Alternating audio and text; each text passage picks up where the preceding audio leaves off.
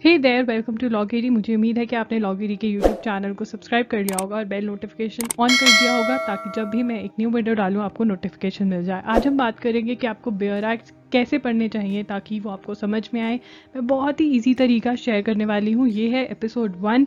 मैं इसका एक और एपिसोड करूँगी जिसमें कि मैं आपसे नेक्स्ट लेवल मतलब अगला लेवल शेयर करूँगी ताकि अब वो भी जो टिप्स हैं वो आप यूज़ कर सकें और आपको बेयर एक्ट्स बहुत आसानी से समझ में आ जाए। चलिए देखते हैं इंपॉर्टेंस क्या है बेयर एक्ट्स की। सबसे पहले तो देखिए, जो बेयर एक्ट है उसके अंदर एक्चुअल लॉ है। क्या कहना चाहती थी लेजिस्लेचर, वो बेयर एक्ट के अंदर है। तो अगर आप एक लॉयर हैं और आप लॉ को ट्विस्ट करना चाहते हैं, आप लॉ के साथ खेलना चाहते हैं कि आप उसे डिफरेंट वेज में इंटरप्रेट करना चाहें, जो कि असली मज़ा है वकालत का, तो आपको ओरिजिनल लॉ, एक्चुअल लॉ पढ़ना पड़ेगा जो कि बेयर एक्ट में दिया हुआ है।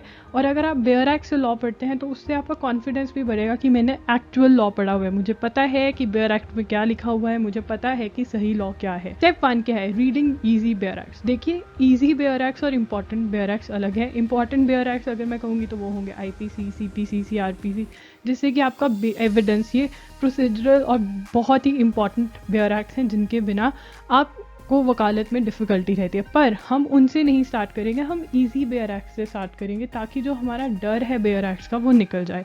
इजी बेयर एक्ट्स कौन कौन से आप बाय करिए? फैमिली लॉ के bear acts, consumer protection act, negotiable instruments act, domestic violence act, contract act. देखिए, अगर स्टार्टिंग करनी है बहुत ईजी से तो कंज्यूमर प्रोटेक्शन एक्ट बहुत ही ईजी एक्ट है, ये पढ़ना स्टार्ट कीजिए। अब कैसे पढ़ना है वही मेन समझने की बात है, ये देखते हैं। स्लाइड में हम बात करेंगे कि कैसे पढ़ना है इन ईजी बेयर एक्ट्स को।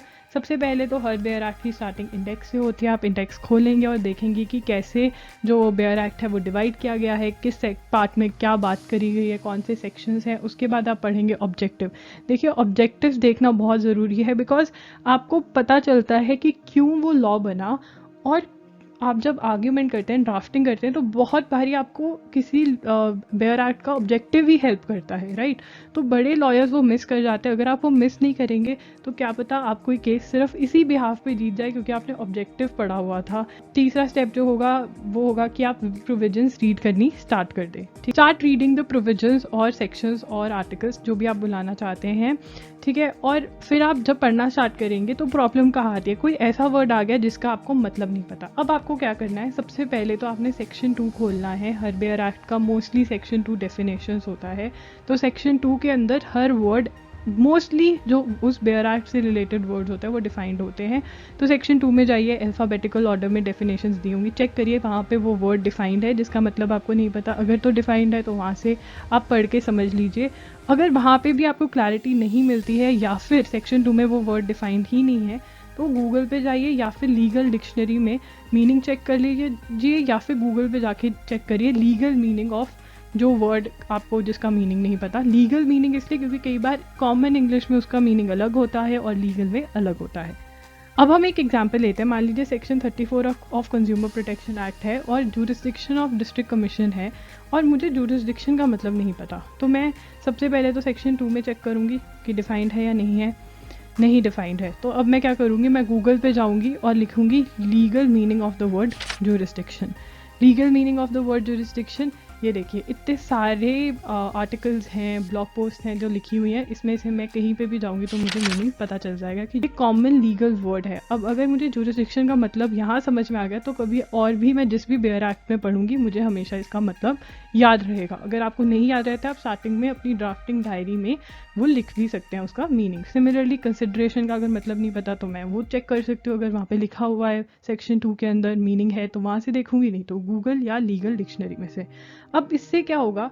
आपकी लीगल वोकैबुलरी बिल्ट होगी, आपको कॉमन इंग्लिश वर्ड्स या डिफ़िकल्ट इंग्लिश वर्ड्स पता चलेंगे, उनके मीनिंग पता चलेंगे और लीगल वर्ड्स भी पता चलेंगे और उनका मीनिंग भी पता चलेगा। और जैसे कि सबका क्वेश्चन था ड्राफ्टिंग वाली वीडियो पे कि जी हम लीगल वर्ड्स कैसे यूज़ करना स्टार्ट करें, जब आपको लीगल वर्ड का मीनिंग पता होगा, बार बार यूज़ करोगे, उसको पढ़ोगे और आपको मतलब पता होगा, वो अल्टीमेटली आपको याद हो जाएगा और आप उसको अपनी ड्राफ्टिंग में यूज़ कर पाएंगे। ठीक, जब आपने सारा प्रोविजन पढ़ लिया है, वर्ड्स के मीनिंग ढूंढ लिए हैं अपने आप को, अब आपने मीनिंग समझाना है कि मुझे लगता है इसका मतलब ये है, पूरा जो कंक्लूजन है इसका सेक्शन का ये है। उसके बाद आपने चेक करना है वो टेक्स्ट बुक में से या कमेंट्री में से। मैं आपको सजेस्ट करूँगी कि अगर आप न्यू हैं इस चीज़ को तो टेक्स्ट बुक में से स्टार्ट करिए, क्योंकि टेक्स्ट बुक में थोड़ा ईजी दिया होता है, कमेंट्री में फिर थोड़ी डिफिकल्ट लैंग्वेज यूज़ करी गई होती है। और फिर उस सेक्शन की एक्सप्लेनेशन पढ़िए टेक्स्ट बुक या कमेंट्री में से, जो भी आपको कंफर्टेबल लगता है, और देखिए कि वो सही था या नहीं था। अगर सही नहीं था तो कहाँ पे आपने गलती करी।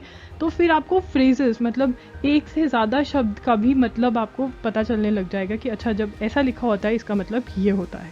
अब बात करते हैं कुछ डूज एंड डोंट्स की। पहले देखते हैं don'ts. Reading bare act online. Online bare act निकाल के पढ़ना। जब आप एक स्टार्टिंग कर रहे हैं, समझने की कोशिश कर रहे हैं किसी चीज़ को, तो मुझे लगता है जब वो पेपर पे होता है तो थोड़ा इजी रहता है, समझना थोड़ा इजी रहता है, और आप वहाँ पे अपने नोट्स भी बना सकते हैं जो कि आपके आने वाले टाइम में हेल्प कर सकते हैं। तो एक हार्ड कॉपी बाय कर लीजिएगा। बेयर एक्ट कोई महंगे तो आते नहीं, सस्ते से आते हैं, तो आप ख़रीद सकते हैं।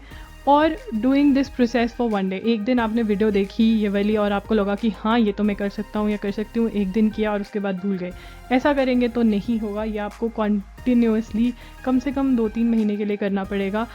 And reading the text book. मतलब आप सोचते हो अच्छा ठीक है कंज्यूमर प्रोटेक्शन एक्ट, इसकी तो मेरे पास टेक्स्ट बुक पड़ी है, मैं टेक्स्ट बुक में से ही पढ़ लेता हूँ या पढ़ लेती हूँ। अगर आप ऐसा करेंगे तब भी कोई फ़ायदा नहीं होने वाला। बेयर एक्ट तो उठाना ही पड़ेगा, वो अंदर से जो डर है बेयर एक्ट का वो निकालना ही पड़ेगा। कुछ चीज़ें जो आपको करनी है वो ये है कि आपको हर रोज़ 1 घंटा देना है 2 महीने के लिए। ठान लीजिए, टाइम फिक्स कर लीजिए कि चाहे वो लंच ब्रेक है, रात को, सुबह, कभी भी आपने बेयर एक्ट उठाना है और ऐसे उनको लेके बैठना है। कम से कम 2 से 3 बेयर एक्ट अगर आप ऐसे पढ़ जाएंगे और फिर उसके बाद जो ईजी है वो पढ़ लीजिए, फिर 1-2 इंपॉर्टेंट बेयर एक्ट पढ़ना स्टार्ट करेंगे, तभी आपको बेयर एक्ट की अंडरस्टैंडिंग बढ़ेगी। और अगर आपको लग रहा है कि आपको लीगल वर्ड्स के मीनिंग याद नहीं रह रहे हैं तो आप अपनी ड्राफ्टिंग डायरी निकालिए और उसमें लिख दीजिए मीनिंग। ड्राफ्टिंग डायरी मैंने डिस्कस करी हुई है अपनी ड्राफ्टिंग वीडियोज़ में, तो वहाँ पर आप जाके देख लीजिए कि कैसे बनानी है वो। गाइस आज के लिए इतना ही। मुझे उम्मीद है कि आपको ये वीडियो हेल्पफुल लगी होगी। अगर आपको वीडियो हेल्पफुल लगी तो प्लीज़ लाइक कीजिएगा और अपने फ्रेंड्स के साथ शेयर भी कीजिएगा। चैनल को प्लीज़ सब्सक्राइब करना और बेल नोटिफिकेशन ऑन कर देना, ताकि जब भी मैं एक न्यू वीडियो डालूँ आपको नोटिफिकेशन आ जाए। और याद रखना कि ये एपिसोड 1 था, इसका एपिसोड 2 भी होगा, तो प्लीज़ सब्सक्राइब करना मत भूलिएगा ताकि आप वीडियो मिस ना करें। इंस्टेड आप वो वाली वीडियो भी अगर देखेंगे तो आपको और हेल्प मिलेगी बेयर एक्ट पढ़ने में। अगर आपको ये वीडियो हेल्पफुल लगी तो प्लीज़ मुझे कमेंट करके नीचे बताइए कि आपको ये वीडियो हेल्पफुल लगी, ताकि मैं और ऐसी वीडियोस बना सकूं जो आपको ज़्यादा से ज़्यादा हेल्प कर सके। आप मुझे इंस्टाग्राम पे भी फॉलो कर सकते हैं, वहाँ पे मैं @IamLogiri के नाम से हूँ। वहाँ पे आप फॉलो कीजिए, क्योंकि वहाँ पे हम बिल्कुल डिफरेंट कंटेंट डाल रहे हैं और चाहते हैं कि मैं आपको वीकली न्यूज़ लेटर भेजूँ जिसके अंदर मैं लॉ के बारे में और भी अच्छे से बात करती हूँ। तो प्लीज़ अपनी ईमेल आईडी नीचे दिए गए डिस्क्रिप्शन बॉक्स में एक लिंक है, वहाँ पे जाके अपना ईमेल आईडी ड्रॉप कर दीजिए, ताकि जब भी मैं कुछ ऐसा करूँ आपको ईमेल पहुँच जाए और आप वो देख सके। वो मैं यूट्यूब चैनल पे नहीं डालती हूँ, वो सिर्फ मेरे जिन्होंने न्यूज़ लेटर सब्सक्राइब करा हुआ है उनको भेजती हूँ। आज के लिए इतना ही, मिलते हैं जल्द, बाय।